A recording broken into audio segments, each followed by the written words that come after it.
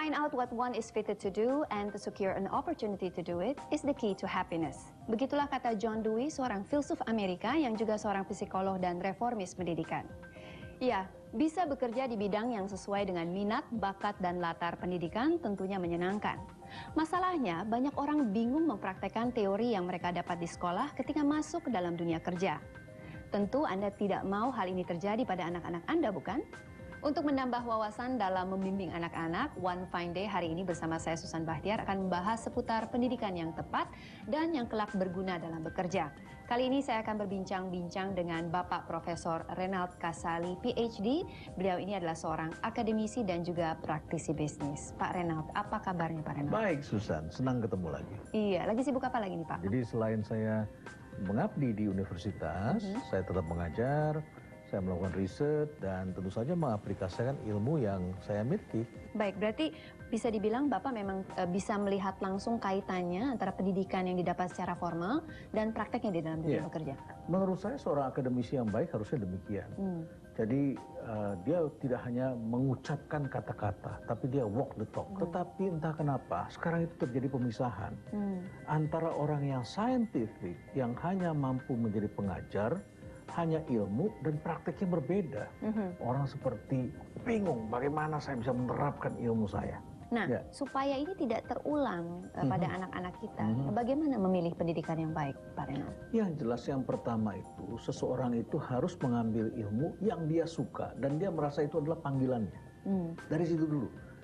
Tapi kalaupun seandainya kita tidak bisa mengambil karena program studi itu penuh, ya, akhirnya kita akan mengambil, ya sudahlah. Kuncinya adalah bagaimana kita mencintai itu. Dan dia punya disiplin, kemudian dia mau menggali lebih jauh. Saya kira akan ketemu nantinya. Nah, dalam hal ini kampus seharusnya juga bisa mengembangkan satu life skill. Ya, life skill ini tidak semua kampus melatih anak didiknya dalam life skill. Artinya keterampilan untuk menerapkan ilmu pengetahuan. Ini yang saya kira tantangan abad ini. Pendidikan terapan maksud Bapak? Pendidikan terapan yang juga mengajarkan orang agar bisa menerapkan ilmu yang didapatkan. Ini sebenarnya kebutuhannya sangat besar sekali. Jadi dia di kantor, ketika dia bekerja, degree-nya dia tidak disamakan dengan orang-orang yang pendidikannya lebih rendah dari dia. Nambah 1 tahun tapi ilmunya nambah, kepangkatannya diakui. Itu satu. Yang kedua, dia bisa menerapkannya, ilmunya. Kebanyakan kita ini arahnya adalah basic science. Kita membedakan antara applied science dengan basic science. Basic science itu susah, tidak ada habisnya, tidak ada matinya. Setiap hari itu puluhan ribu teori baru ditemukan. Dan itu menjawab pertanyaan mengapa. Sebaliknya, orang-orang yang applied science, yang menerapkan, akan bertanya mengapa tidak? Dan bagaimana caranya menerapkan? Nah, jadi mereka ini nanti misalnya saja mengambil kewirausahaan. Ini bukan paper entrepreneur. Dia bisa membuat bisnis plan, dia tahu di atas kertas. Jadi harus dipraktekkan ya, harus Pak? Dipraktekkan dari awal. Baik. Real entrepreneur, bukan sekedar paper entrepreneur. Wah, sangat misalnya menarik. saja. Ya. Nah, Pak Renald, perlu tidak sih sebuah institusi yang mengajarkan pendidikan terapan ini? Saya kira saat ini Indonesia sangat perlu. Karena kalau tidak, saat ini dunia-dunia pekerjaan kita ini sekarang diisi orang-orang Malaysia, Singapura, China, dan sebagainya. India datang, sangat aplikatif mereka. Bukannya orang kita sendiri malah ya? Iya, dan mereka ini berpikir lebih simple, ya, menyederhanakan banyak hal yang bisa diterapkan. Dan saya kira kalau ada sabar sedikit, saya sedang menyusun sebuah program studi, sebuah universitas yang benar-benar basisnya adalah aplikasi, bekerja sama dengan lembaga yang saya kira punya laboratoriumnya hidup, tinggal digunakan saja. Baik, wah tambah menarik nih perbincangan kita. Masih banyak yang ingin saya tanyakan, Pak Renald, nanti kita jeda dulu sebentar. Baiklah pemirsa, setelah pesan-pesan berikut ini kita akan kembali berbincang-bincang dengan Pak Renald Kasali. Tapi saya juga ingatkan untuk memfollow Twitter kami di @onefineday_tv. Ikuti kuisnya di akhir acara karena Anda bisa mendapatkan jam tangan raffle dari Time International. Jangan kemana-mana, tetaplah di One Fine Day.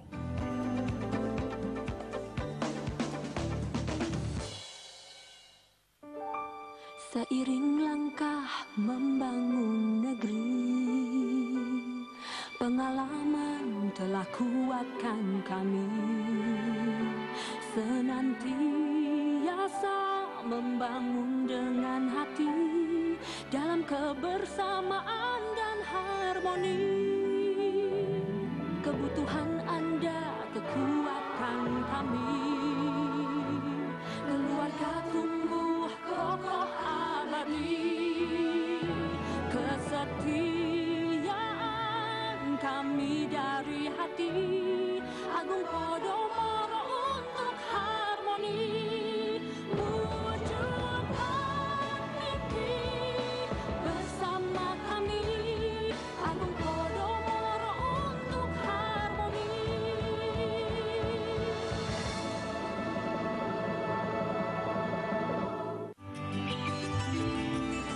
Agung Podomoro Land Tbk, kita mempunyai kewajiban melaksanakan CSR.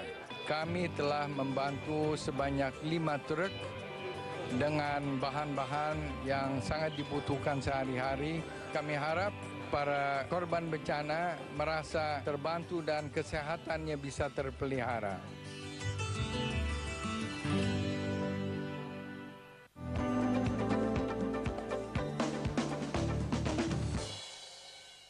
Pemirsa, kita kembali lagi di One Fine Day dan saya masih membahas tentang pentingnya membekali diri dengan pendidikan yang tepat dan berguna dalam bekerja. Masih bersama saya Bapak Profesor Renald Kasali PhD, seorang akademisi dan juga praktisi bisnis, dan telah bergabung bersama kami di sini adalah Bapak Kosmas Batubara. Beliau adalah Ketua Pengawas Yayasan Pendidikan Agung Podomoro. Halo Pak Kosmas, selamat bergabung. Nah, kita lanjutkan lagi ya Pak Renald. Oh ya, silakan. Sebenarnya apa keunggulan dari pendidikan terapan ini dan apa keuntungannya bagi para mahasiswa? Keuntungan dari applied science ini, ya, program studi terapan adalah melahirkan manusia-manusia berpikirnya lebih sederhana. Jadi kita lihatlah sekarang di mana-mana bangunan-bangunan sudah minimalis, bukan ornamentalis lagi, satu. Yang kedua, orang ingin sesuatu yang hemat biaya, ya, tidak terlalu berlebihan biayanya. Jadi dia akan lebih simpel dalam berpikirnya, lebih simpel dalam menerapkannya, lebih cepat dalam mengambil keputusannya karena mereka mempunyai ketajaman-ketajaman dan logika-logika yang memang sudah diatur sedemikian rupa bahwa mereka bisa untuk menerapkannya.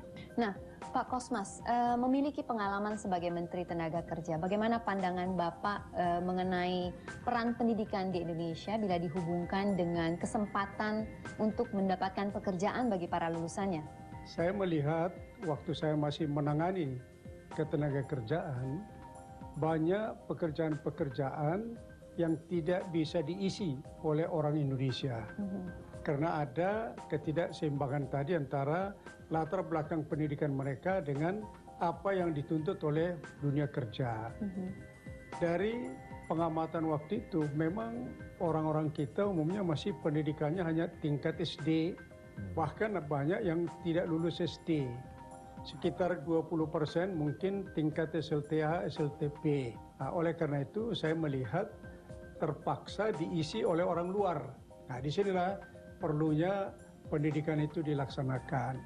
Nah, apalagi kalau kita lihat landasan negara kita mengatakan mencerdaskan bangsa itu bukan hanya urusan pemerintah, tapi juga urusan swasta. Nah, jadi saya sangat berkesan kepada pola pikir di lingkungan kami di Agung Podomoro. Kita mau ikut serta mencerdaskan bangsa dengan upaya-upaya yang dimiliki oleh Podomoro. Saya melihat bahwa pendidikan yang perlu dikembangkan ke depan adalah bukan hanya pendidikan umum yang dikenal dengan general education, tapi kita perlu mengembangkan apa yang disebut pendidikan menuju kepada kejuruan atau disebut vocational education. Nah, ini memang diperlukan karena inilah sebenarnya yang banyak mengisi lapangan-lapangan kerja itu. Karena itu saya sebagai anggota Yayasan Pendidikan Agung Podomoro merasa kita carilah orang-orang yang bisa membawa ke sana. Nah, dan saya melihat salah seorang, Pak Renald adalah orang yang bisa bekerja bersama-sama untuk mewujudkan itu. Jadi mencari pola-pola pendidikan yang bisa menghasilkan orang-orang yang mempunyai visi ke depan, tapi juga mempunyai kemampuan, sekaligus juga bisa menerapkan ilmunya itu di dalam dunia kerja. Nah, Pak Reynolds, untuk sistem pendidikan terapan itu sendiri, apakah bisa berlaku di semua jurusan dan bidang keilmuan atau bagaimana, Pak? Saya kira ada bidang-bidangnya. Ada bidang yang disebut basic science. Basic science itu katakanlah matematika. Computer science itu adalah terapannya. Ya, misalnya saja lagi adalah management. Ya, manajemen itu ada sainsnya, tetapi ada terapannya, dan gabungan keduanya ini menjadi sangat penting sekali. Ya. Nah, kemudian juga entrepreneurship itu adalah terapan, perhotelan itu adalah terapan, kuliner itu adalah terapan. Kemudian juga bisa kita sebut arsitektur. Arsitektur sebetulnya juga terapan. Jadi kurikulumnya pun memang harus sangat spesifik dan pengajarnya pun harus spesifik. Kita harus punya dosen yang punya pengalaman praktek, satu. Dan yang kedua, dosen-dosen ini pun harus kita training kembali cara pengajarannya. Oleh karena itu, maka di Podomoro University, itu para pengajar itu dikirim ke Babson College di Amerika Serikat. Susan, kita ketahui bahwa anak-anak Indonesia yang sekolah di Babson itu harus bayar $47.000 per tahun. Ya, hampir 1 miliar ya, sekitar 600 jutaan. Itu uang kuliahnya. Oleh karena itu, maka dosennya harus kita latih dulu di sana.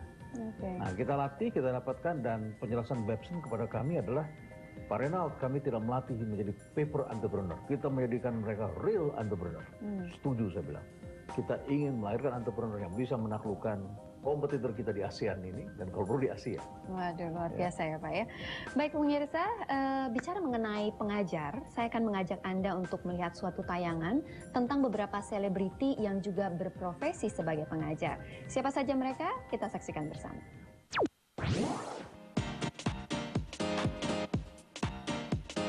Terkenal sebagai public figure, tidak menghalangi orang-orang ini untuk tetap berbagi ilmu dan mengajar di universitas. Berikut adalah 5 public figure yang juga berprofesi sebagai pengajar versi One Fine Day. James Franco. Kesibukan James Franco bukan saja di dunia film, tapi juga pendidikan. Selain sedang menyelesaikan kuliah doktoratnya di Yale University dan Rhode Island School of Design, ia juga menjadi instruktur di Tisch School for the Arts, New York University, dan mengajar mahasiswa pasca sarjana. Madeleine Albright. Perempuan pertama yang menjabat sebagai Menteri Luar Negeri Amerika Serikat ini adalah Mortara Distinguished Professor of Diplomacy di Wall School of Foreign Service, Georgetown University. Di sana, Madeleine Albright mengajar kuliah America's National Security Toolbox. Oprah Winfrey. Selain menerbitkan majalah O, Ratu Talk Show Dunia, Oprah Winfrey juga mengajar di Northwestern University Kellogg School of Management. Mata kuliah yang diajarkannya adalah Dynamic of Leadership. Maya Angelou. Di usianya yang sudah senja, Dr. Maya Angelou tetap cinta pada dunia pendidikan. Penyair, aktivis kemanusiaan, penari, produser film, sutradara, dan aktris ini adalah Reynolds Professor of American Studies di program Humaniora, Wake Forest University.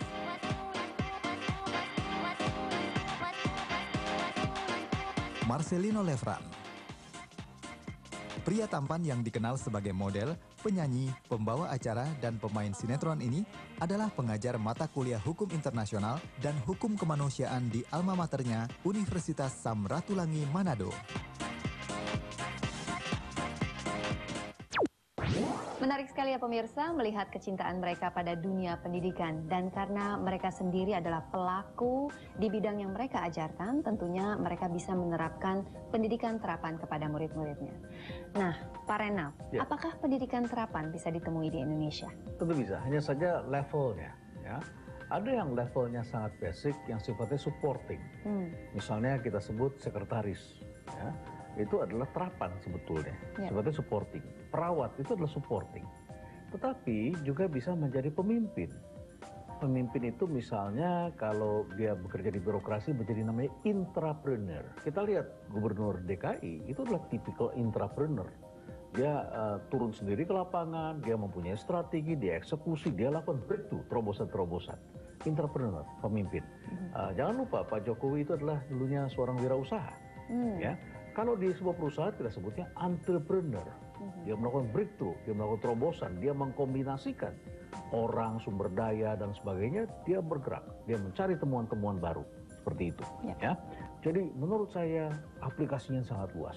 Ya, berarti kesimpulannya kita bisa temui di Indonesia. Kita bisa, hanya levelnya harus kita tingkatkan.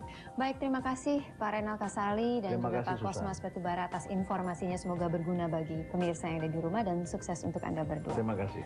Baiklah pemirsa, kita masih akan menggali lebih dalam lagi mengenai Podomoro University bersama Presiden Direktur Agung Podomoro Land Bapak Trihatma Kusuma Haliman dan juga Vice President Agung Podomoro Land Bapak Indra Wijaya. Tetaplah bersama kami.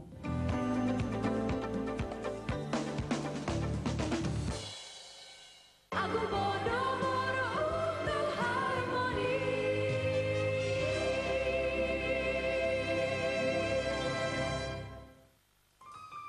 Seiring langkah membangun negeri, pengalaman telah kuatkan kami, senantiasa membangun dengan hati dalam kebersamaan dan harmoni. Kebutuhan Anda, kekuatan kami, keluarga tumbuh kokoh abadi, kesetiaan kami dari hati, Agung Podomoro untuk harmoni, wujudkan mimpi bersama kami, Agung Podomoro Injus 021-4586-5222. Yayasan Agung Podomoro Land berharap bantuan kita kepada Ibu Ida dan dengan aksi berbagi buku untuk anak Indonesia, kita bisa membantu supaya anak-anak kita bisa mempunyai hari depan yang baik, bisa menjadi generasi penerus yang baik.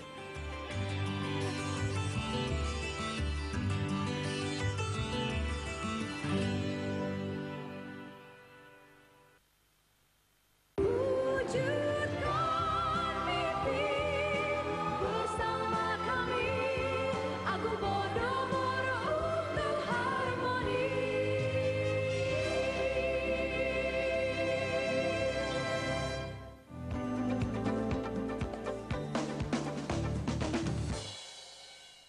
Pemirsa, masih di One Fine Day bersama saya Susan Bahtiar dan kita membahas pendidikan terapan yang nantinya dipakai oleh Podomoro University, universitas baru yang didirikan oleh Yayasan Pendidikan Agung Podomoro.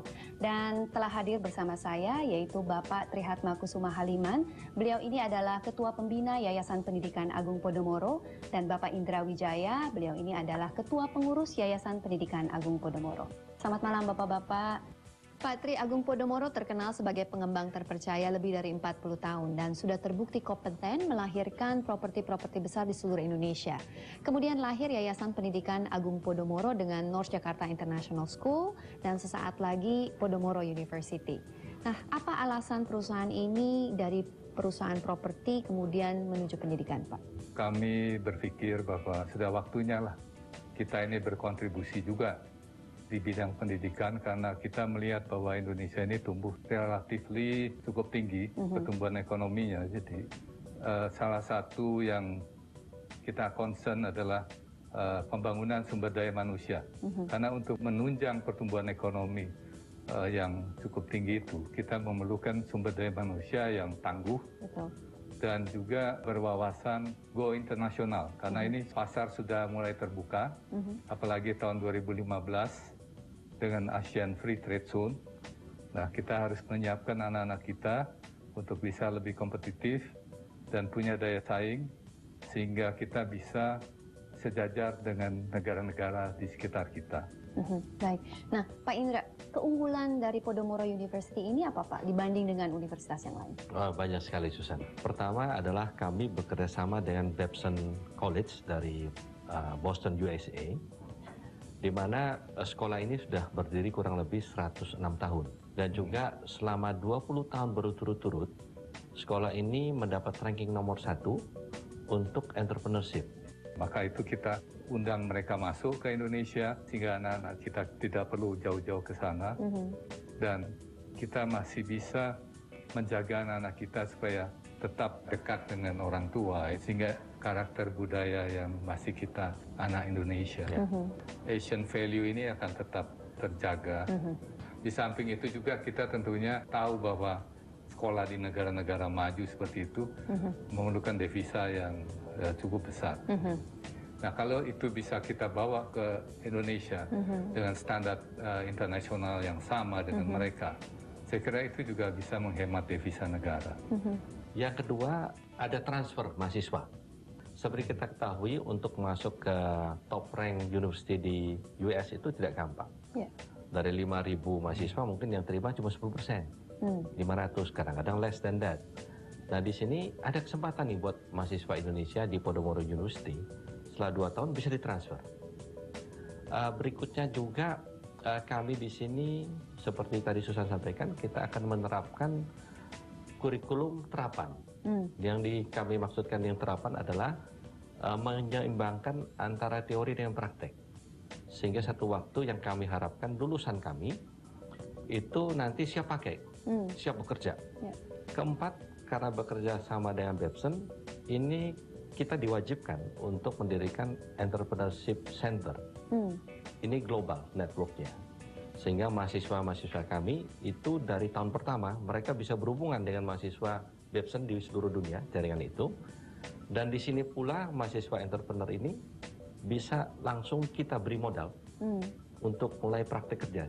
Berikutnya saya kira keunggulannya adalah bagaimana kami dari Podomoro Group ini meleverage corporate leverage kami kepada university ini. Yaitu kami akan menggunakan untuk mahasiswa itu berpraktek di proyek-proyek kami. Seperti contoh mahasiswa arsitektur, mereka bisa langsung belajar praktek ke proyek-proyek kami. Mereka juga akan memiliki kesempatan nanti kita akan minta arsitek top dunia yang kami pakai untuk merancang proyek-proyek kami, mereka bisa belajar dan berbicara dengan mereka. Berbagi pengalaman ya Pak ya. Persis. Gitu ya. Pak Tri, tadi disebutkan bahwa memang Podomoro University ini berlandaskan entrepreneurship. Boleh jelaskan Pak Tri, alasannya kenapa entrepreneurship? Ya, karena kalau kita lihat jumlah entrepreneur di Indonesia itu masih sangat sedikit sekali. Ya mungkin kurang lebih 1% lah.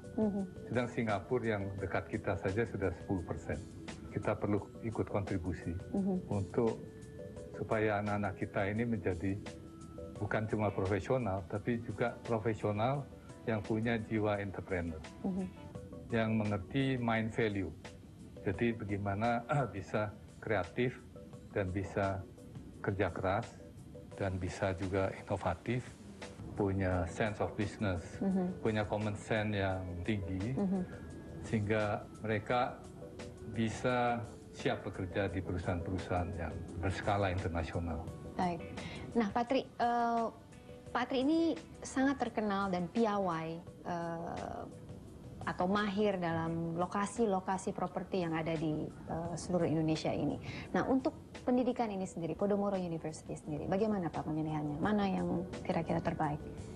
Kebetulan lokasi di Podomoro City memang demografinya memang sudah cocok untuk di lingkungan university, karena ini kompleks yang sudah lama dan sudah dikenal. Jadi ada hotel, ada retail, ada under construction sekarang mall yang extension. Jadi mereka kalau mau praktek kerja itu bisa langsung di lapangan.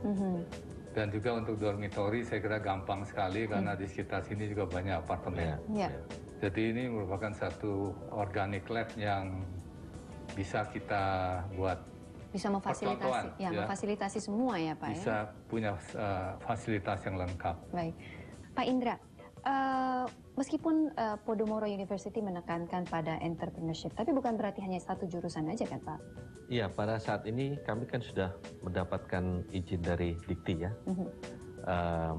Tahun pertama kami akan membuka 5 prodi atau program pendidikan, yaitu 1 entrepreneur, yang kedua arsitektur, ketiga teknik sipil, keempat accounting, dan kelima perhotelan. Nah, Nanti tahun kedua nanti akan kita launch lagi 5 prodi. Dan di semua prodi itu akan diajarkan entrepreneur. Sehingga seorang insinyur pun harus mengerti bisnis itu apa. Jadi semua jurusan diajarkan? Diajarkan. Persiapan kami saat ini, kami sedang membangun fasilitasnya. Dan kami harapkan sebelum dimulainya perkuliahan nanti di bulan September itu sudah siap. Ya.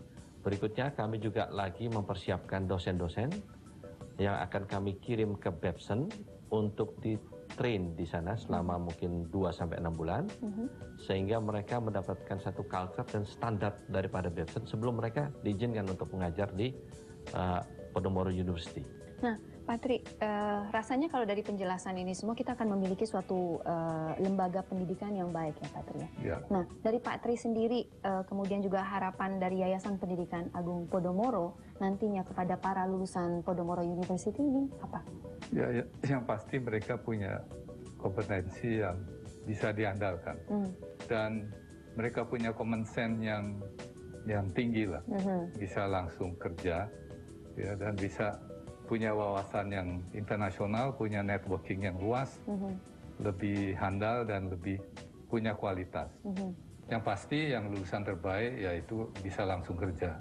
Karena mereka kan sudah aplikatif dengan bidangnya masing-masing yang akan kita didik pada university yang akan kita bangun. Jadi para lulusan terbaik ini bisa langsung kerja Bisa di Agung langsung Podomoro kerja. ya, Pak ya. Baik, terima kasih Pak Tri dan juga Pak Indra atas informasi yang diberikan. Semoga berguna bagi pemirsa yang ada di rumah, terutama yang benar-benar ingin belajar entrepreneurship, karena di Podomoro University saya yakin semua jurusan seperti tadi Pak Indra katakan semua dapat entrepreneurship ya. Baik, terima kasih sekali lagi dan sukses untuk Podomoro University. Terima kasih. Pemirsa, sebelum berpisah, ikuti kuis Twitter kami yang pertanyaannya adalah: apa nama universitas yang didirikan oleh Yayasan Pendidikan Agung Podomoro? Dan tweet jawaban Anda ke @onefineday_TV. Saya Susan Bahtiar, terima kasih atas kebersamaan Anda. Sampai jumpa. Shining in the summer sun.